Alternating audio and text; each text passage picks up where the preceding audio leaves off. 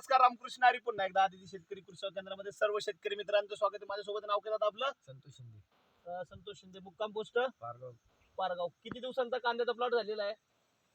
एक महिन्याचा. महिन्याचा प्लॉट झालेला मित्रांनो. अगोदर ह्या कांद्यासाठी त्यांनी एकरी 10-26-26 तीन बॅगा टाकलेल्या आहेत आणि डाळीचं सल्फर टाकलेलं आहे. शेतकरी मित्रांना आव्हान आहे बघा मित्रांनो, 10-26-26 पहिल्यांदा कांद्याला टाकू नका. ज्यावेळेस कांदा फुगायची स्टेज आहे त्यावेळेस कमीत कमी महिनाभर अगोदर टाका, नाही तर पोट्याचा उपयोग होत नाही. दुसरा मुद्दा, कांद्याचा एक सोपा फॉर्म्युला सांगतो. ज्यावेळेस महिन्याच्या दरम्यानचे कांदे असतील, यारा कॉम्प्लेक्स एकरी एक बॅग, 20-20-013ची एक बॅग आणि कमीत कमी अर्धा बॅग युरिया हा एकरी डोस. कांदे एकदम पलटी होते. आदुरुजी यांचे कांदे थोडंसं पिवळ सर्व आणि कांद्याची हाईट थोडीशी बारीक, बरोबर महिन्याचे कांदे आहेत. ह्या एका एकरला मित्रांनो कांद्याचा खताचा डोस देतोय आणि पाण्यातून सोडायला कॅल्शियम ऑक्साईड.